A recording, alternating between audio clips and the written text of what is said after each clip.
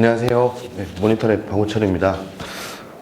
많은 분들이 모니터랩이라고 하면 이제 웹방화벽 제조사라고들 이제 많이 알고 계세요. 그래서 아마 오늘 이런 주제를 보시고 어플라이언스나 버추얼 어플라이언스를 뭐 클라우드 환경에서 어떻게 구성을 하나 보다, 뭐 게이트웨이 로드 밸런스랑 어떻게 연동하나 보다, 이런 얘기를 할 거라고 이제 예상을 하셨을 수도 있는데, 오늘 주제는 이제 그것보다는 저희도 이제 이런 어플라이언스나 버추얼 어플라이언스보다 클라우드 기반의 구독형 보안 서비스를 제공하고 있어요. 그래서 그런 서비스를 WAAP라고 이제 시장에서는 부르고 있고, 오늘날 현대 웹 프로덕션 환경에서 왜 기존의 와프로는 더 이상 어떤 보안 위협에 대응할 수 없는지, 바꿔 얘기하면 왜 와프가 아니라 WAAP를 도입해야만 하는지에 대해서 이제 중점적으로 설명을 드리고, 그래도 주제가 이제 멀티 클라우드가 들어갔으니까 발표의 마지막 즈음에는 왜 어떤 기존의 온프로미스 환경이나 또는 뭐 하이브리드 환경, 클라우드, 멀티 클라우드 환경에서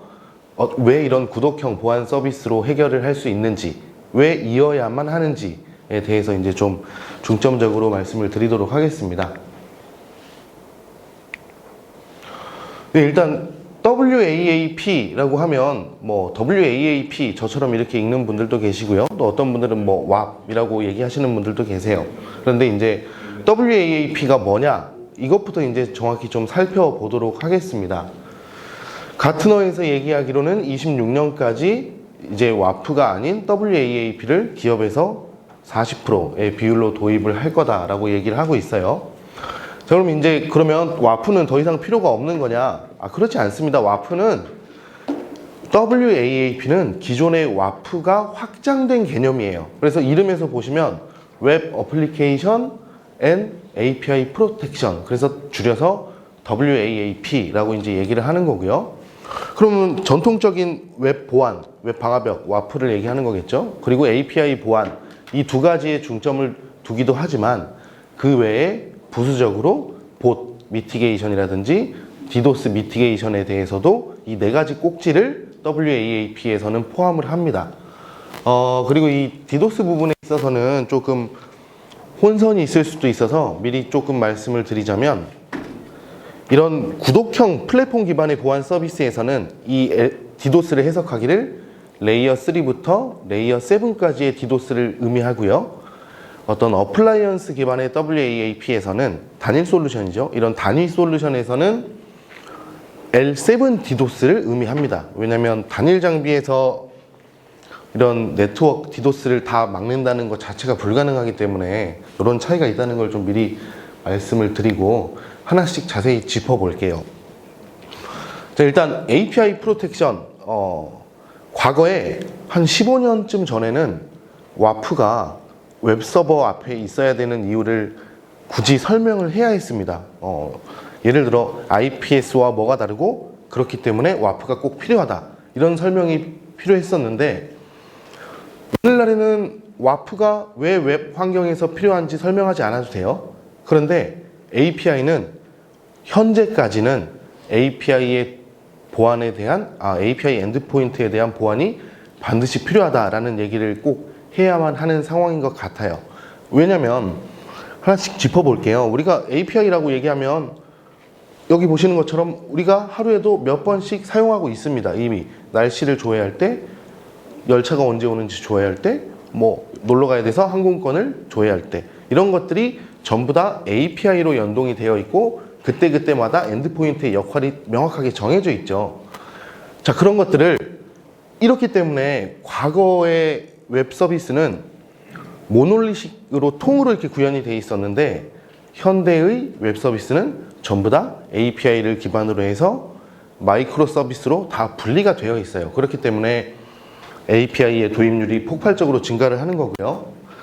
살펴보시면 현재의 웹 트래픽에서 50% 이상이 전부 다 애플리케이션 제이슨으로 구성되어 있습니다. 애플리케이션 제이슨이라는 게 뭐냐? API를 얘기하는 거예요. 대표적인 REST API가 해당되겠죠. 자, 그러면 이렇게 웹의 환경이 변화하면서 자연스럽게 API가 보편적으로 폭발적으로 사용하기 시작합니다. 그럼 공격자들도 가만히 있지 않죠. 거기에서 발생하는 보안에 같이 묻어서 거기에서 발생하는 어떤 취약점이나 자기가 금전적인 이득을 취하려고 하죠. 그럼 그런 것들이 뭐가 있냐? 기존에 일단 와프는 시그니처 베이스만으로 다 막는다라고 얘기는 할 수는 없지만 시그니처 베이스로 대부분의 취약점을 방어를 하는 건 사실입니다. 뭐 꼭 취약점, 시그니처 베이스가 아니더라도 뭐 인계치 기반이 있을 수도 있고요. 뭐 핑거프린트를 활용할 수도 있고 뭐 여러 가지 요소가 있지만 사실 와프의 핵심은 패턴이에요. 시그니처. 자, 그런데 이 부분, 이 뒤에 계신 분들 글씨가 좀 작아서 보이실지 모르겠지만 좀 제가 풀어서 설명을 해드릴게요. 와프는 시그니처 베이스지만 API 보안의 위협은 시그니처가 아니에요. 어떤 얘기냐? 우리가 API 보안, 위협 이런 거 검색해보면 항상 등장하는 키워드가 있습니다. 인증, 인가, 권한 뭐 이런 것들이에요. 자, 이게 어떤 얘기냐면 로직의 결함. 그러니까 어떤 시그니처나 이런 것들로 공격이 들어오는 게 아니라 로직을 개발자가 잘못 실수로 설계하거나 보안을 놓친 거예요. 이 보안이라고 얘기하는 게 뭐냐? 되게 단순해요. 우리가 볼라라고 얘기하는 API 보안 위협의 OWASP에서도 잠깐 다른 얘기를 잠깐 하겠습니다. OWASP가 웹 보안에 대한 취약점 탑 10을 발표하기도 하지만 API 보안에 대한 취약점 탑 10도 별도로 발표를 하고 있어요. 자, 그 중에서도 항상 1등을 차지하고 있는 BOLA라고 하는 취약점은 뭐냐? 방금 말씀드린 이런 로직의 결함이에요. 어떤 거냐면 제가 어떤 특정 애플리케이션 서비스를 이용하다가 제 마이 페이지를 누릅니다. 그러면 API에는 사람이 육안으로 식별 가능한 수준으로 경로가 다 보여요. 자, 그러면 슬래시 유저 슬래시 뭐 길동 슬래시 인포 이게 제 마이 페이지예요. 자, 그런데 유추가 가능하죠.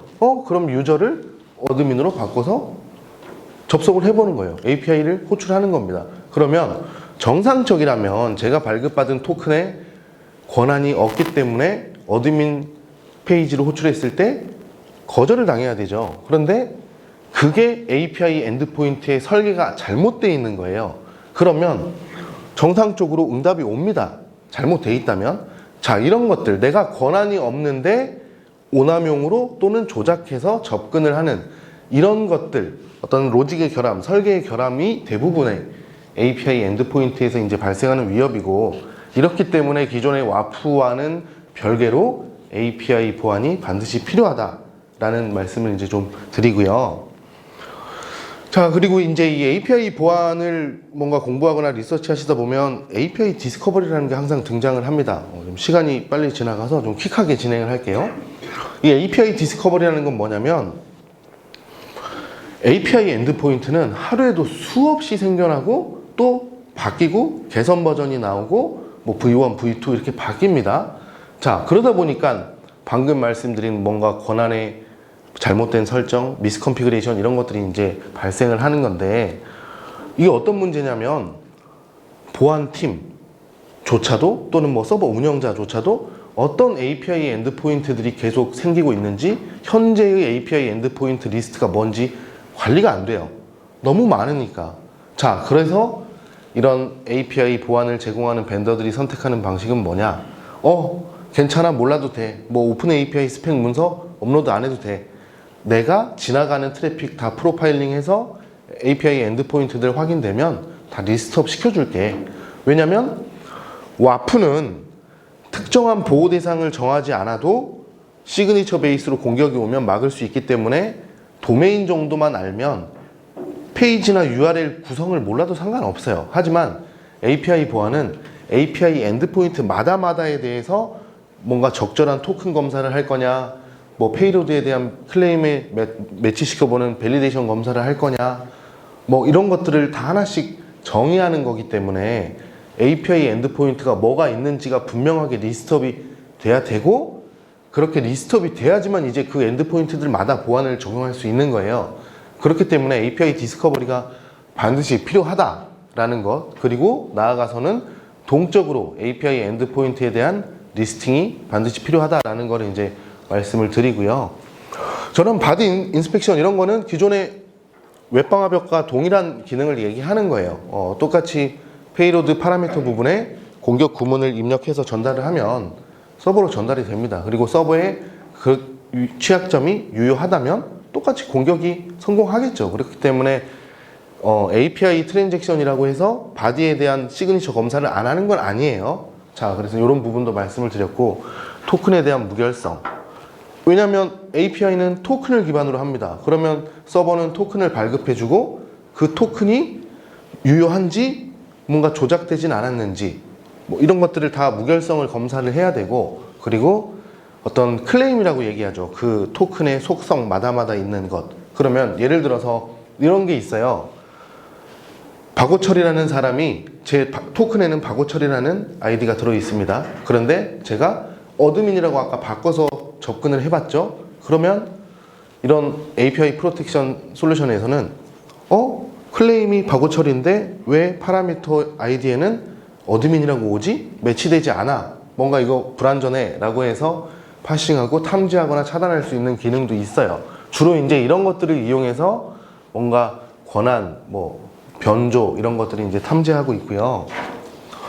레인 리밋이나 액세스 컨트롤 이런 거는 너무나 직관적인 부분이고 시간 관계상 이제 간단히 넘어가도록 하겠습니다. 자, 그리고 이제 봇에 대해서도 좀 더 자세히 알아볼게요. 봇 얼마나 트래픽이 될까? 보시는 것처럼 이 정도 됩니다. 생각하시는 것보다 오늘날 내 웹사이트를 방문하는 사람은, 휴먼은 적어요.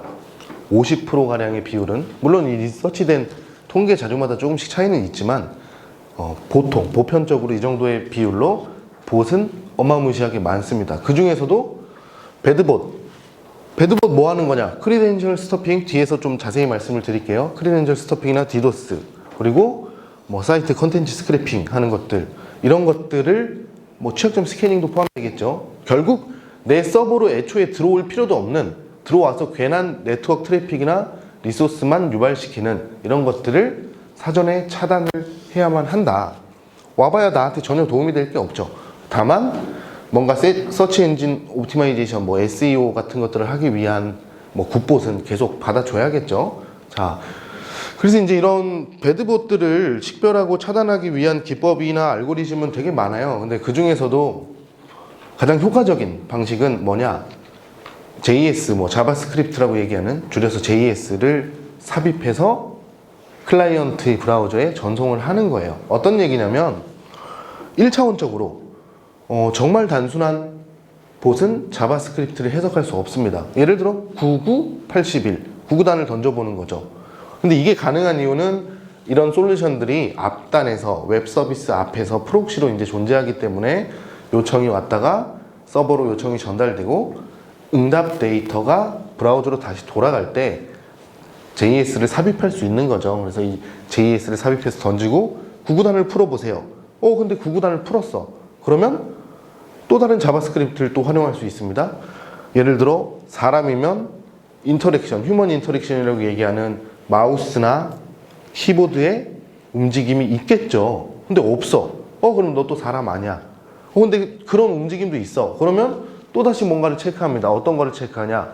핑거프린트라고 하는, 예를 들어 단말마다 유니크한 해시 값이 떠질 수 있어요. 어떤 얘기냐면 단말은 OS가 설치되어 있고 CPU 정보가 있고 뭔가 브라우저의 버전도 있고 브라우저에 설치된 플러그인들의 종류도 있습니다. 이런 것들을 종합해서 하나의 지문으로 뜨는 거예요. 그러면 유일한 단말이 되겠죠. 그러면 이런 단말의 정보를 이용해서 똑같은 단말인데 왜 IP를 계속 바꿔가면서 접속을 하지? 또는 똑같은 단말인데, 핑거프린트인데 조금 전에 A라는 계정으로 접근했는데 왜 갑자기 또 B라는 계정으로 로그인을 하는 거지? 이런 것들을 응용하거나 활용할 수가 있어지는 거죠. 이제 이런 것들을 이용해서 봇에 대해서 이제 방어를 하고 있다. 이런 알고리즘이나 로직에 대해서 좀 설명을 드렸고요. 그 외에도 대표적으로 IP 평판 조회, 주로 벤더사에는 스레드 인텔리전스, CTI라고 얘기하는 이런 위협 정보를 가공하고 관리하는 어떤 인프라를 갖추고 있습니다. 그래서 이런 CTI 인프라와 연동해서 IP 평판 정보를 계속 관리하는 거죠.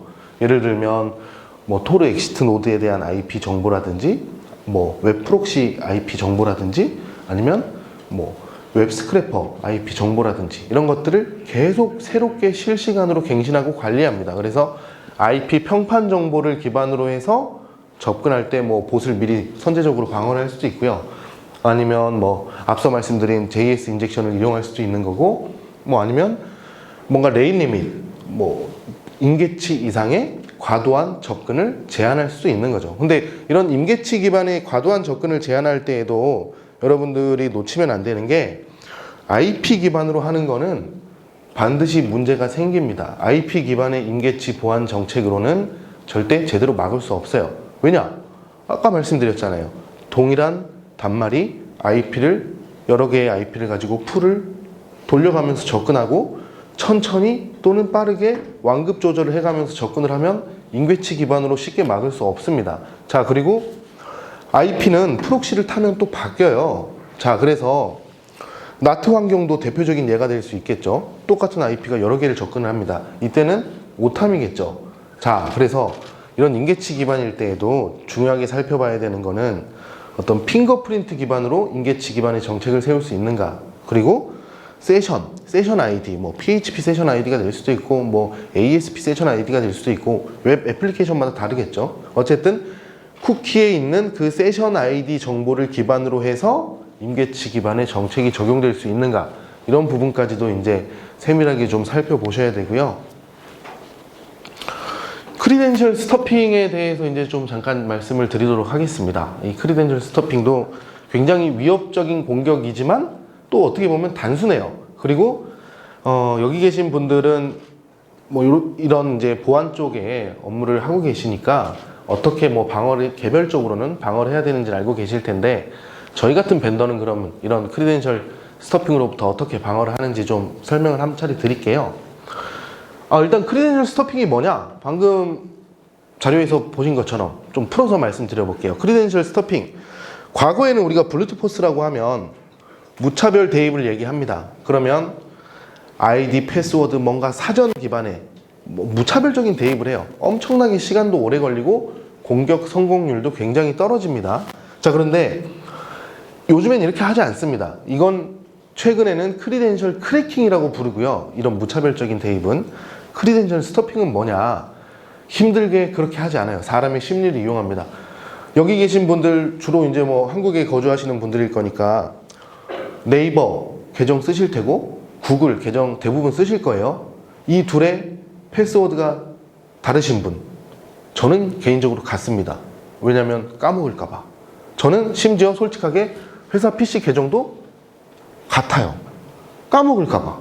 이게 이런 심리를 이용한 게 크리덴셜 스토핑이라는 공격이에요. 뭐냐면 여기 적어놨죠. 대부분의 사람은 패스워드를 재사용한다고. 자, 그러면 어떤 문제가 생기냐? 우리가 사실 이렇게 살다 보면 굉장히 많은 사이트에 가입을 하게 됩니다.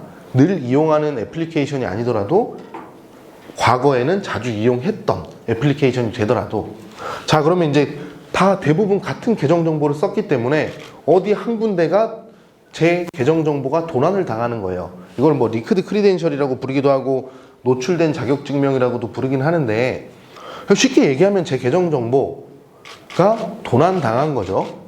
근데 그거를 그렇게 공격자가 막 어렵게 SQL 인젝션을 하고 뭐 웹쉘을 업로드해서 데이터를 빼내고 그렇게 하지 않아요.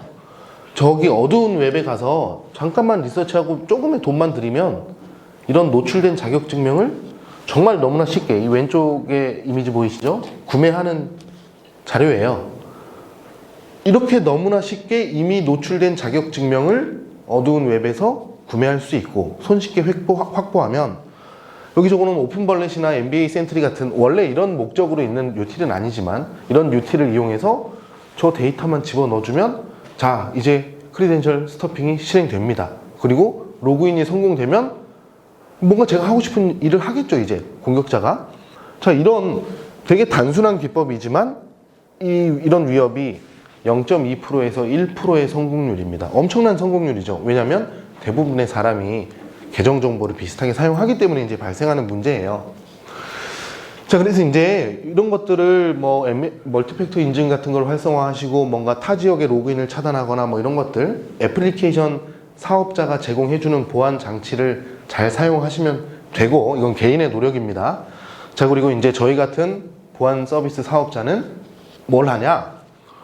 저희도 열심히 노출된 자격 증명 DB를 수집합니다. 왜? 그 DB를 가지고 있어야 고객이 저희 서비스를 구독하는 고객이 로그인 정보 URL을 입력하고 거기에 나는 크리덴셜 스토핑을 방어할 거예요 라고 설정만 해주면 어떤 행위가 돌아가냐? 저희도 그 DB를 가지고 있잖아요. 그러면 여러 핑거프린트가 유니크한 사용자가 왜 이런 노출된 자격증명으로 계속 시도를 하는 거지? 왜 얘는 노출된 자격증명 아이디와 패스워드를 명확하게 대입하는 거지? 이런 것들을 똑같이 검출하고 검사해낼 수 있기 때문에 저희 같은 벤더사들도 이런 노출된 자격증명을 굉장히 열심히 수집하고 있어요. 네. 이런 부분에 대해서 말씀을 드렸고요. 네, 넘어가도록 하겠습니다.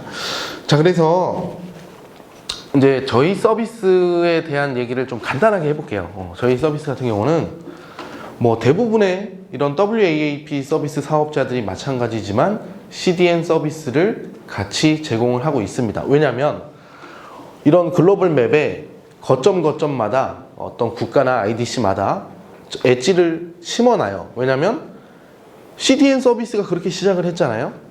가장 클라이언트와 방문자와 가까운 곳에서 데이터를 먼저 빨리빨리 주고 웹 속도를 단축시키기 위해서 그렇게 한 거죠. 자, 그런 맥락에서 시작해보면 CDN을 타면서 거기에서 보안 서비스를 같이 제공을 받습니다. 이런 그림이 나오겠죠.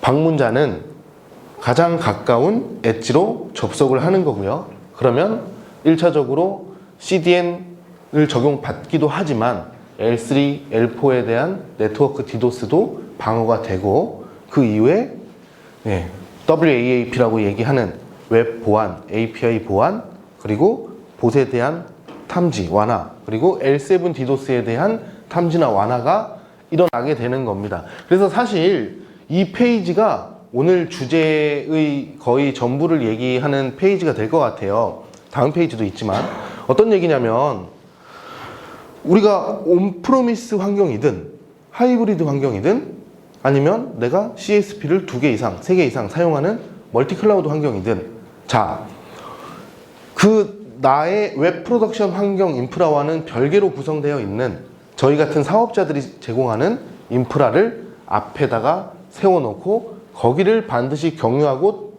타고 들어오게끔 만든다면 싱글 포인트를 이용해서 나의 거점에 펼쳐져 있는 모든 웹 서비스들을 한 번에 보호할 수 있다는 거죠. 그렇기 때문에 저희 같은 사업자들은 이런 단일 인프라에서 굉장히 CDN이나 뭐 WAAP라고 얘기하는 이런 것들을 포괄적으로 제공하기 위해서 이제 노력을 하는 거고요. 조금 이제 풀어서 설명을 드려보면, 이제 멀티 클라우드라는 주제가 있었으니까 주로 이제 클라우드 환경에서 보안을 구성하려면 마켓플레이스에서 제공하는 버추얼 어플라이언스를 구독하실 수도 있고요. 또는 대부분 네이티브 보안 솔루션을 구독하실 수 있어요. 이 네이티브라고 얘기하는 거는 CSP 사업자가 제공하는 보안 서비스를 얘기하는 거겠죠. 보안 상품. 자, 그러면 그냥 단순화시켜보면 이런 차이가 있어요. 내가 AWS와 애저에 서비스가 구성되어 있습니다. 인프라가. 그리고 거기에 대해서 웹 보안을 구성해야 돼요. 자, 그러면 네이티브 솔루션으로 구성한다? 2개 써야죠. 2개. 왜? 애저는 애저에 국한되는 거고 AWS는 AWS에 국한되잖아요. 자, 그런데 하필 공교롭게 아직 미처 클라우드 환경으로 옮기지 못한 온프로미스의 환경이 또 남아 있어요. 그러면 또 어플라이언스 3개 써야 됩니다. 자, 그러면 하나하나마다 정책도 다르죠. 그리고 구성도 다르고 버전도 다르고 솔루션이 다르니까. 자, 그런데 그런 게 아니라 앞단에 저희 같은 서비스를 구독하면 모든 트래픽이 저희를 통해서 지나가기 때문에 단일 지점에서 포괄적인 그리고 공통된 정책을 일원화된 콘솔 하나에서 다 통일하고 제어할 수 있다는 게 이제 저희 같은 사업자가 계속 내세우는 어떤 메리트인 거고요. 보안 기능적인 측면에서 보더라도 네이티브 CSP가 제공하는 네이티브 솔루션보다 훨씬 더 풍부한 기능을 제공하고 훨씬 더 직관적입니다. 그리고 가장 큰 차이는 직접 운영하셔야 되지만 네이티브 솔루션들은 저희 같은 이런 구독형 서비스는 이런 전문가들이 직접적인 운영을 하고 있고 고객들은 구독만 하면 되는 방식이기 때문에 훨씬 더 쉬워요.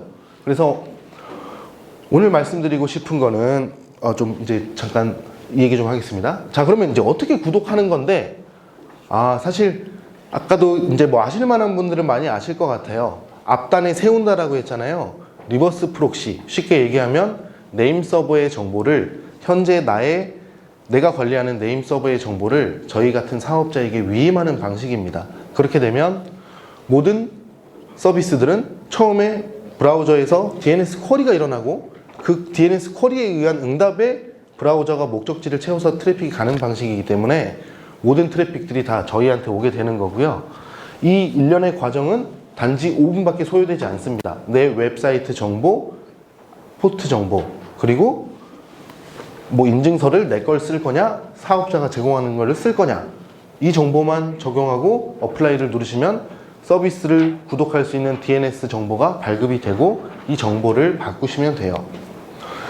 자, 그래서 오늘 말씀드리고 싶은 부분은 저희 뭐 아이온 클라우드 서비스가 좋으니까 구독해 주세요 뭐 이런 얘기는 아니고요. 실제로 구독형 보안 서비스가 제공하는 장점이 이렇게 이론적인 얘기를 했을 때보다 실제로 사용해 보시면 훨씬 더 많습니다. 그래서 꼭 저희 서비스가 아니더라도 뭐 글로벌 서비스도 되게 많아요. 그런데 구독형 서비스가 주는 굉장히 풍부한 매력이 있다는 거, 이 점을 말씀드리고, 그리고 국내에도 이런 클라우드 기반의 WAAP 보안 서비스를 제공하는 사업자가 있다는 걸 이제 말씀을 드리면서 발표를 마치도록 하겠습니다. 고맙습니다.